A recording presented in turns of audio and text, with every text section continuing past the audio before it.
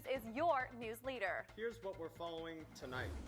A former ELN student is facing charges of second-degree sexual offense. We'll have those details coming up. Were absolutely frightening, and I didn't want any part of it. Back in the game, a member of the ELN community is running for office.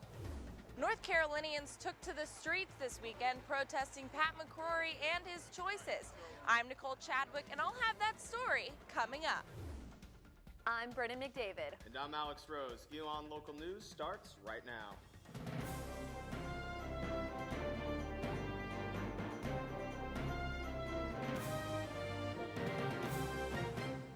Good evening, and thanks for joining us.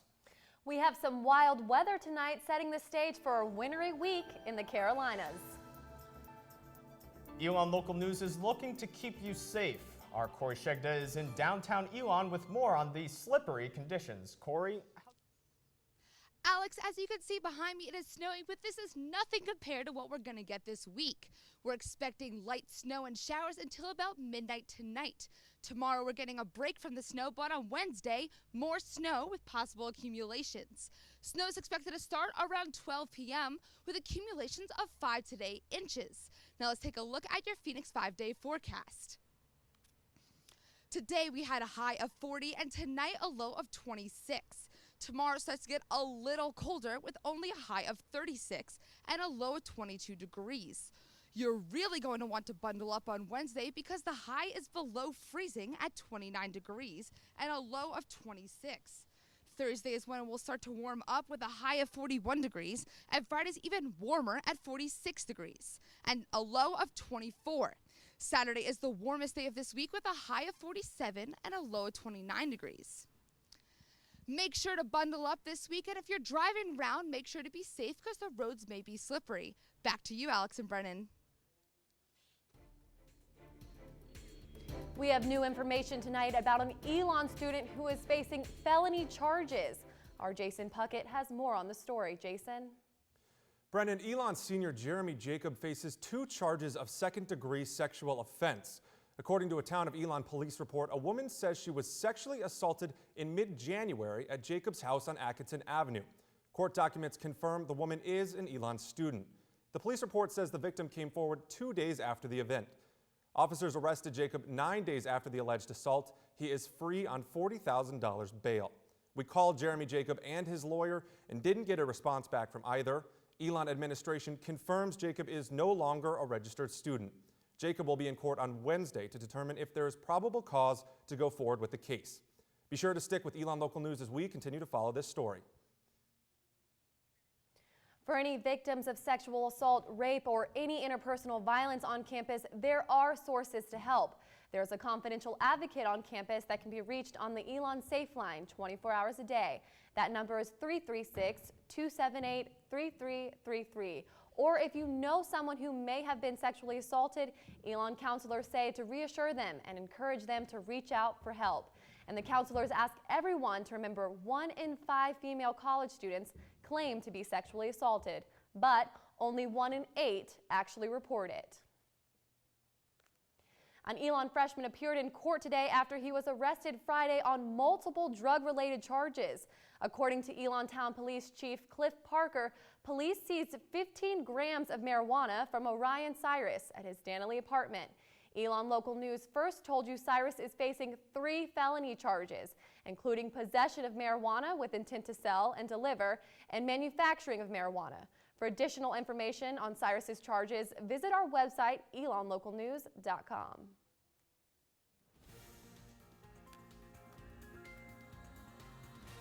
Now we turn to a story we've been covering for more than a year. A federal judge has ruled to exclude evidence in Alexis Gray's case. Brennan McGovern joins us at the desk with more on this story. Brennan? Alex and Brennan, according to federal court documents, the sippy cup in Gray's car, containing a note on how to commit and clean up a murder, will be suppressed because ELN campus police obtained it illegally. Gray's attorney argued in court that campus police searched the sippy cup, a closed container, without a warrant, violating the Fourth Amendment. Gray was arrested in the Danley Center in November of 2012 for having a rifle in her car. The government argues that she was coming to confront her ex-boyfriend, Greg Szilagyi. Gray faces a federal charge for crossing state lines to commit violence against a dating partner and and her trial is scheduled to begin on March 31st in Greensboro. Stay with Elon Local News as we continue to follow this story. In the studio, Brennan McGovern, Elon Local News. And keep checking ELNLocalNews.com for continuing coverage of the Alexis Gray trial and all the news that matters to you. Every year there are 2 concerts at Elon, one in the fall and one in the spring. But this tradition might change. The Student Union Board and Student Government Association say they are considering combining the 2 concerts into one homecoming show. SJA's student body president Wellsford Bishoprick says he thinks everyone would benefit from combining the shows. It could mean more money for a bigger artist and possibly free tickets. But the downside, a free show means no profit from ticket sales. The change could happen in a few years. It seems like this is something that Sub wants, and I'm happy to make that change. I think it's a very smart change. We really went out on a limb this year, going big with the concert for homecoming like we did. But like I said, I think that the general opinion is that that was a resounding success, so it seems like a good model to move forward with. SJ is also busy getting ready for the student body elections. Tune in right here on Channel 5 Thursday at 7:30 p.m. to see the candidate speeches and hear debates about the issues. It's a movement aimed to protest the Republican-led state legislature here in North Carolina. The Moral Monday protests continued this weekend in Raleigh, honoring the 54th anniversary of the Greensboro sit-ins. Our Nicole Chadwick was there at the state capitol and has the story. Voices, are you ready? Are you ready? And megaphones echoed the streets of Raleigh Saturday as hundreds of North Carolinians gathered for a Moral Monday protest on City Hall, but for more than one reason. How do you spell Lily?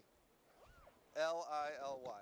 Durham resident Jeremy Tarr brought his family for the experience. I wanted to bring my kids here so that they could experience a march. But he still wants his voice to be heard.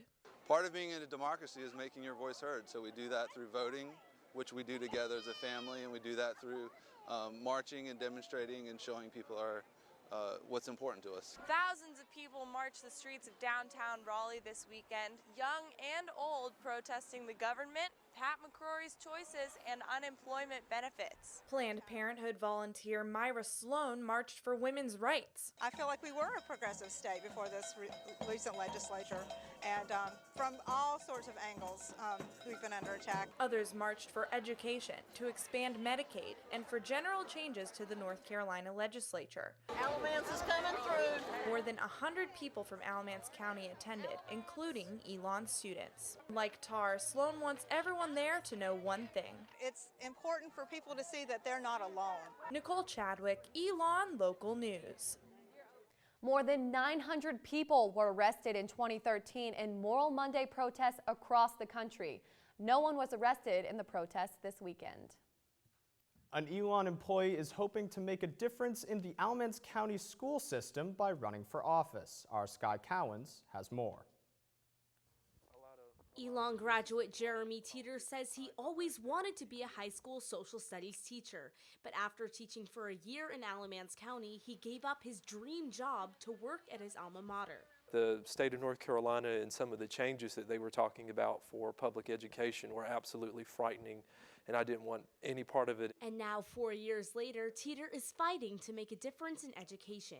He is running for the Alamance County School Board. My first objective will really to step up and be an advocate for the teachers here in the system and put mechanisms in place that make them feel better about working here and teaching here. Teeter is no stranger to running for office. He filed to run for county commissioner in 2010 during his last semester at Elon and says some people thought he was too young for the job. What can he possibly know about what a county commissioner does and what the issues are?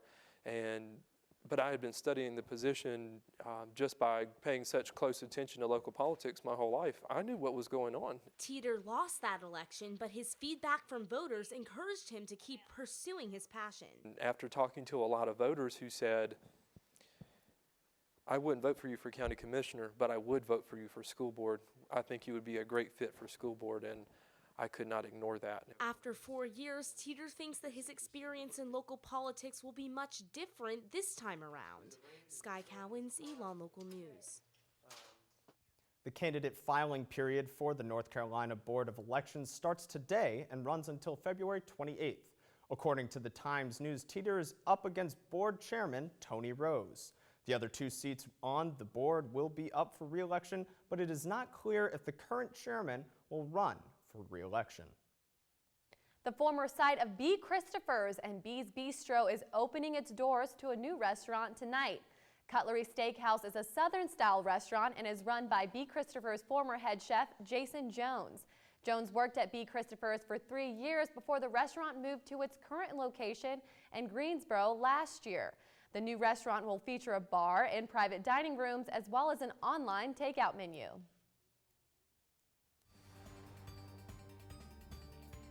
A flu outbreak is spreading across the country and Alamance County.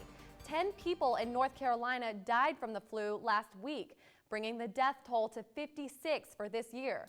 Last year, 59 people died from flu-related illnesses. And now the flu and several other illnesses are gaining national attention. The Centers for Disease Control says millions of Americans are failing to get vaccinated. Only 14% of adults 19 and older are vaccinated against tetanus, diphtheria, and whooping cough. Today, we have ELN Medical Director of Student Health and University Physician Jeanette Archinal to talk with us more about this outbreak. And thank you for joining us, Dr. Archinal. We know that 56 people died in North Carolina this year. Is this number higher or lower than we've seen in previous years? At this point, it's about the same as last year, slightly more. The problem is flu season in North Carolina lasts until March, so the numbers could be much higher, unfortunately, by the time we finish.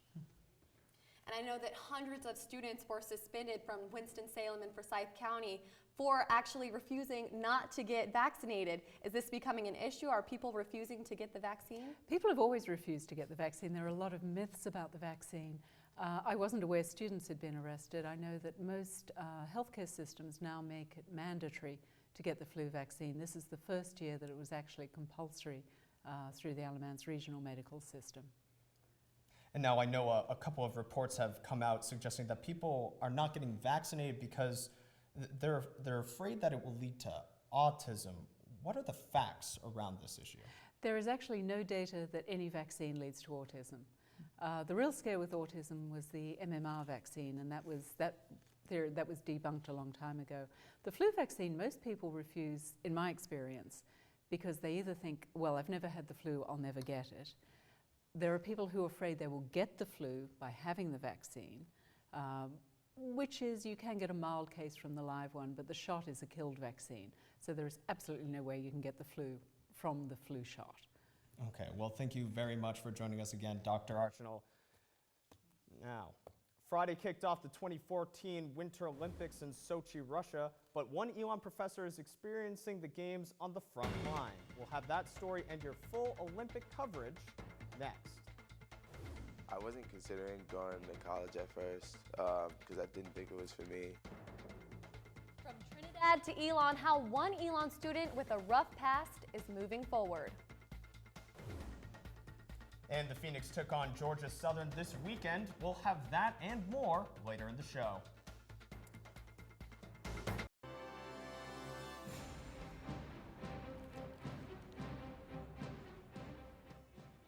All eyes were on Sochi, Russia last week as Friday kicked off the 2014 Winter Olympic Games.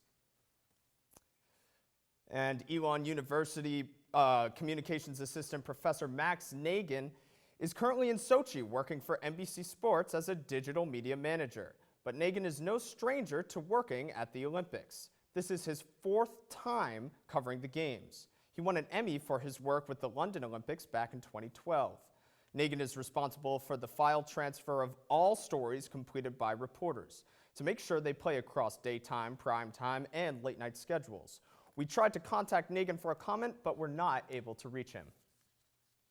And almost 6,000 miles away from Sochi, ELN students are still finding ways to be a part of the Olympic action. Our Brandon Joyner sat down with one student who has a personal connection to the Games. So my passion definitely comes from being involved in sports that I watch in the Olympics. ELN freshman Larry Salvucci watching the Olympics is more than just an event. It's his passion. a passion that started from his involvement in sports as a kid. I did ski race for a part of my life. Didn't enjoy it as much, but I still love to watch it. It wasn't for me, it wasn't very good, but it still fascinates me, the speeds they go at and just how technical the sport is. But this year, Salvucci has a special connection to the games. Her name's Hannah Carney. She comes from my mountain in Waterville Valley, New Hampshire. She trained there in the program that my siblings are in right now, and she won gold in Vancouver, and she just completed bronze. Salvucci said he is proud of Carney's accomplishments, especially because she is from his town. And it was fun to watch a girl that I have come in contact with, seen in person, sat next to. We have autographs of, and it's just to see her on TV in Russia competing. It's amazing. Salvucci says he is excited to see Carney continue through the games and looks forward to seeing the U.S. take home the gold. Just go USA, bring home as many golds as possible. Let's have a fun 2 weeks. Brandon Joyner, ELN Local News. Kearney won her event on Saturday in the women's moguls competition. So far, the U.S. has brought home 5 medals total, 2 gold and 3 bronze. Both golds were won in snowboarding, 1 in each men and ladies slope style. U.S. athletes placed 3rd in ladies moguls, team free dance figure skating, and ladies super combined slalom. Right now, the U.S. sits in 5th place for total medal count, trailing behind Canada, the Netherlands, Norway, and Russia. On Friday, the ELN community gathered in Whitley Auditorium for a Black History Month performance. The 3rd annual event, Embracing History to Spring Forward, features singers, poets, and many dancers. 15 of these students took the stage at ELN for the first time after dancing across Ghana during winter term. My experience was really amazing. It was really fun dancing with Jason's company. He was the professor that took us to the trip, and just mingling with them, talking with them, and experiencing their culture. It was a really amazing experience.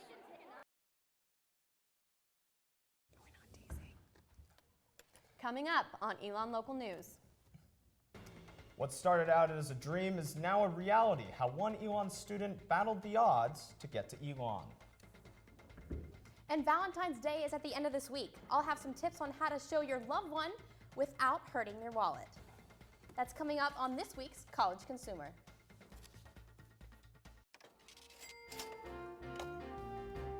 Love is in the air. Valentine's Day is only 4 days away, and it's important to be sweet to your loved ones and also your wallet. Our Meredith Stutz is here in the studio with us for this week's College Consumer. Meredith?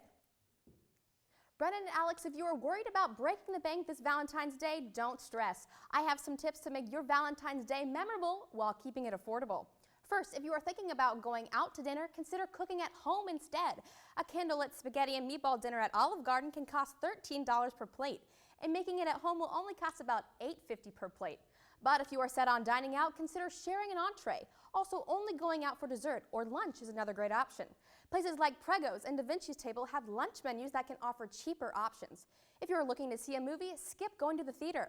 A Redbox rental can be a great solution. It offers hundreds of DVDs for only about $1.20 per day. But if dinner and movie isn't what Cupid has in store for you, consider the great outdoors as a romantic option. There are plenty of free trails and parks in the area. And for more information on how to celebrate on a budget, visit ELNLocalNews.com. I'm Meredith Stutz, ELN Local News. Now, college enrollment declined by 500,000 students in the United States in 2012, according to the 2012 Census Bureau report released last week. Our Joe Bruno talked to one ELN student who defied the odds and continued down the path to receive a college education. More than 5,000 students attend ELN University, each with a different story of how they got here. But head over to Wallace L. Chandler Hall and you'll meet the RA, Tristan Alexander. He's a sophomore from Brooklyn and you won't hear many stories like his. I wasn't considering going to college at first because I didn't think it was for me. Alexander was born in Trinidad and came to America when he was in 2nd grade. His goal is to become the first person in his family to graduate from college. My older brother went to college, but he dropped out of college because he experimented with drugs. and got schizophrenia. Alexander says this took a toll on his family. He is one of 5 siblings who was raised by his mother, and he hasn't seen his father since he left Trinidad. Biologically, he is my father, but he didn't act like one, and so he didn't really play much of a role in my life. It was always my mother who's played both parents in the relationship. And so, I've never really had a male role model. But Alexander uses these situations as inspiration to move forward. He attends Elon on a full scholarship through the Watson and Odyssey program and hopes his story will help his brother as he starts looking at colleges. I'm just inspiring my little brother who's about to go to college in the fall to do the same. So I'm pretty proud of that. An inspiration to both his family and friends, Alexander is just one of many people that make Elon unique. Joe Brewer, Elon Local News. Tristan Alexander is a psychology major, and he hopes to attend graduate school after Elon. History was in the making this weekend at Elon Athletics. Find out more when we come back.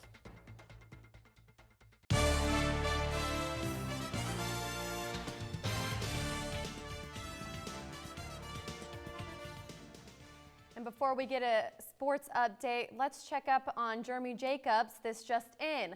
Lawyer Rick Champion confirms he is pleading not guilty. He is also back home in Connecticut. Stick with us as we learn more. He was not allowed to return to campus, according to campus police, and that's all we know right now, but we'll have more on ELNLocalNews.com. Keep checking back for updates. And over to Justin. Let's check up on our men's basketball team. Justin? Thanks, Brennan. I'm Justin Beagle here with today's sports update. We're still several weeks away from the start of March Madness, but for the men's basketball team, the madness came early when the team took on Georgia Southern. Now, before the game, senior Riley Beaumont was honored for reaching the 1,000 career point mark. The game was sloppy, but Kevin Blake gave the fans something to cheer about with this dunk just before halftime. The second half was similar to the first, but with time running out, Tanner Sampson knocks down this three-pointer to bring the Phoenix to within 3. But in the final seconds, and the Phoenix down by 2, Jack Eisenbarger puts up a miracle shot, and he sinks it. A storybook ending to put a cap on the night. The fans storm the court as your Phoenix go on to win by a final score of 60-59. It was a tight game the whole way. Shots didn't fall at all. I could have got frustrated, but we kind of stayed, even-keeled mentally and continued to fight. Whereas in years past, I think we would have got down on ourselves and kind of almost given in to that frustration. Whereas tonight, we just kept playing.